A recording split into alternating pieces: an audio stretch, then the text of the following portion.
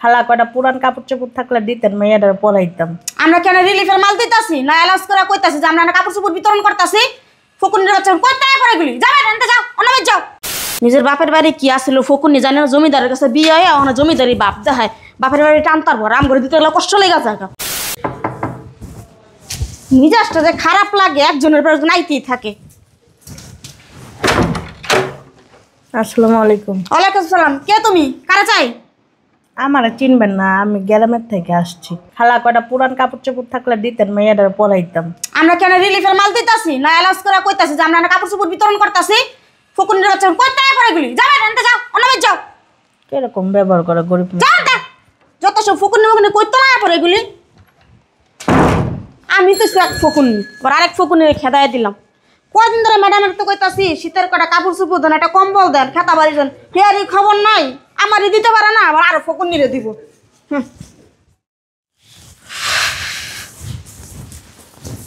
গেটে কে আসছিল রে? আরে ম্যাডাম কয়েন না, 10 টাকার ফকুনি দিয়া ভরে গেছে। কইতো নাই এক মাইয়া লয়া শীতের কাপড় চোপড় লাগবো, কারণ শীতের কাপড় চোপড় দিত, খেদাই দিছি। তুই আমার ডাক দিতি, আমি কিছু দিয়ে দিতাম। গরিব মানুষ আমি কদিন তো চাইতাছি আমার এই দেয় না, আবার হ্যাঁ করে দিব। কিছু বললি না ম্যাডাম, আসলে ম্যাডাম কইতাছিলাম ম্যাডাম অনেক তো শীত পড়ছে, কিছু টাকা যদি দিতেন তাহলে শীতের কিছু কাপড় চোপড় কিনতাম। তোর এই জিনিসটা না আমার ভাল লাগে না। 2 দিন পর পরে তোর এটা লাগবো ওইটা লাগবো কি শুরু করছিস তুই? তোরে বস্তা ভরে দিতে পারলেই ভালো, না দিতে পারলেই খারাপ না? আমি কি কইছি ম্যাডাম? তোর তো গত পরশু দিনও আমি ওই যে 2টা কম্বল দিয়ে দিলাম। তাই আমি আপনার ঘরে এত কাজ কাম করে তো আমি পাওনা আসছি না। তুই পাও না আছো, তার মেশিনে দিলে কি তোর জ্বলা জায়গা? তোরা তো জলে কি লিগা? তোরটা দেয় না আমারটা দিমু?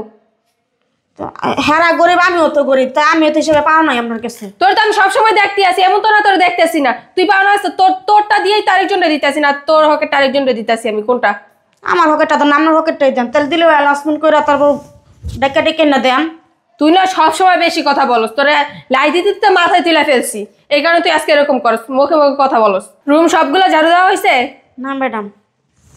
তুই এখন তোর রুম সবগুলা ঝাড়ু দেওয়াস না, কখন ঝাড়ু দিবি, কখন ঘর দুয়ার পুষবি, আর কখন তুই রান্না বসাবি? একটু পরে লোক চলে আসবো তোর স্যারের খাবার নেওয়ার জন্য, কি দিমু? আর ম্যাডাম হয়ে যাবে আস্তে আস্তে সব। হয়ে যাবে আস্তে আস্তে? তুই কি মেশিং? হ্যাঁ, বাজে কটা তুই দেখছ? ম্যাডাম আস্তে আস্তে সব করে ক্লিয়ার করলাম। আর ম্যাডাম কথাটা মাথায় রেখেন। তোরে আর কানা করে আমি কিছু দিমু না, তোরে দিতে দিতে তোর জিবলাটা এত বড় করে লাইছি, এই কারণে তুই আজকে ব্যবস্থা করস। তাড়াতাড়ি যা, ঘর দুয়ার ঝাড়ু দে। অসভ্য একটা নাটক, যত সব নাটক। নিজের বাপের বাড়ি কি আসছিল ফকুনি জানে না, জমিদারের কাছে বিয়ে হয় ওখানে জমিদারি বাপ দেখায়, বাপের বাড়ি টানতার ভর আম করে দিতে গেলে কষ্ট লেগে যায়। কিছু মনে করেন না ভাবি, অনেকক্ষণ বসায় রাখলাম। হ্যাঁ, ভালো আছেন ভাবি? হ্যাঁ ভাবি, আসছিলাম কি, আমার হাজবেন্ড তার ফ্রেন্ড সার্কেল সবাই মিলে আপনার গরম কাপড়, তারপরে অনেক টাকা, কেউ খাবার এগুলো দিতেছে। ঢাকার বাইরে তো অনেক শীত ভাবি, বুঝতে পারছেন? এখন ভাবি আপনার যদি টাকা বা খাবার বা পুরান কাপড় যাই দিতেন ভাবি, আমি কিন্তু অনেক বড় মুখ করে আসছি, আপনি কিন্তু আমার মুখটা ছোট করবেন না। কি বলেন, আপনার মুখ ছোট করব? আল্লাহর রহমতে আল্লাহ কি আমাদের কম দিছে বলেন? আমাদের ধন সম্পদ টাকা পয়সার তো অভাব নাই বলেন? তো আপনি যখন আসছেন আমি অবশ্যই দিব। টাকা পয়সা ধন সম্পদ আল্লাহ কি আমাদের কম দিছে বলেন ভাবি? এখন যদি আমরা গরিবদের পাশে না দাঁড়াইতে পারি, এত টাকা পয়সা দিয়ে কি হবে আমাদের? ঠিক বলছেন ভাবি, আপনি অনেক ভালো ভাবি, তার জন্য আপনার কাছে আমার আশা। কি করলেন ম্যাডাম? দান সদকা করবেন, দান সদকা করলে তো ঢাকা শহরে ফকুনির অভাব নাকি? ঢাকা শহরে ফকুনি করে দিতে পারেন না? ঢাকা শহরে ফকুনি দাম হে দূর দেশে ফকুনি করে দিতে দান কিনলিগা সব কামাইলেন এই কামান।